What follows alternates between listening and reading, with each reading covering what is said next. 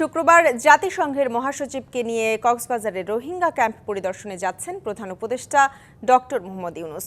এই সফরকে ইতিবাচক হিসেবে দেখছেন রোহিঙ্গারা।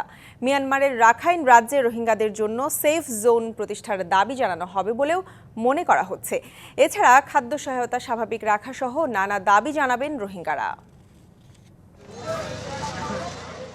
কক্সবাজারের আশ্রয় শিবিরে বসবাস ১২ লাখের বেশি রোহিঙ্গার। ২০১৭ সালে ব্যাপক অনুপ্রবেশের পর ৮ বছরে একজন রোহিঙ্গাকেও মিয়ানমারে ফেরত পাঠানো সম্ভব হয়নি। উল্টো গত কয়েক মাসে রাখাইন থেকে পালিয়ে ঠাঁই নিয়েছে আরও অন্তত ৮০,০০০ রোহিঙ্গা।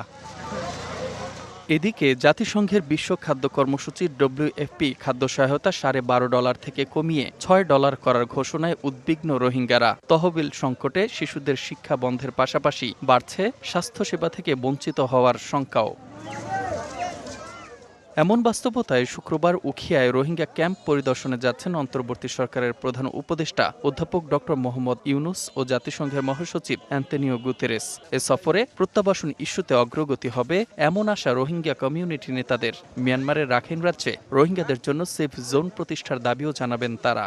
সেই হিসাবে আর রেসপন্সিবিলিটি হল যে UN তো UN আর কানত যদি সে রোহিঙ্গা কান আর টুপি দিছে জুঙ্গরে আর তো যাইলে আর ফিরিয়ে আনো উড়িব আর তো বাংলা সমাজীয় এত বেশি পারেশান দিয়ে আনো উড়িব এবং আর বাংলাদেশের পাবলিকল্লা বেশি বড় চ্যালেঞ্জেস বনি কি গই।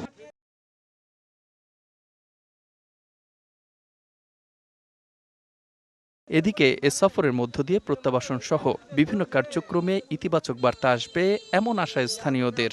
আমাদের দুইটাই প্রত্যাশা, একটা হচ্ছে ভলান্টিয়ারি রিপার্টিশনটা যাতে দ্রুত গতিতে হয়, পাশাপাশি রোহিঙ্গাদের ফেরত না যাওয়া পর্যন্ত ওদের যে রেশনের ব্যবস্থাটা যাতে আগের জায়গায়। দুই বিশিষ্ট ব্যক্তির সফর ঘিরে নেওয়া হয়েছে কয়েক স্তরের নিরাপত্তা বলয়। আমরা কক্সবাজার জেলার বাহিরেও আমাদের বাহির থেকে কিছু ফোর্স আসছেন, সব মিলিয়ে আমাদের ১২০০ ফোর্স এখানে ডেপ্লয়মেন্ট থাকবেন।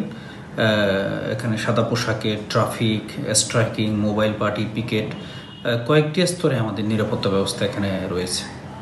এই সফরে আন্তর্জাতিক মহল রোহিঙ্গাদের সঙ্গে আছে এবং তারা স্বদেশে ফিরবে দেয়া হবে এমন বার্তা, বলছেন শরণার্থী ত্রাণ ও প্রত্যাবাসন কমিশনার। তো এর মাধ্যমে বিশ্ব সম্প্রদায় যে রোহিঙ্গাদের পাশে রয়েছেন সেটি একটি প্রতীকী রূপ হিসেবে দেখা যাবে এবং যারা রোহিঙ্গাদেরকে নির্যাতন করে বাংলাদেশে পাঠিয়েছে, এখনো রোহিঙ্গাদের প্রতি এক ধরনের নির্যাতন এবং হত্যা, লুণ্ঠন, ঘরবাড়ি পোড়াচ্ছে রাখাইনে, তাদেরকেও বার্তা দেওয়া হবে যে বিশ্ব সম্প্রদায় এবং বাংলাদেশ রোহিঙ্গাদের পাশে আছে।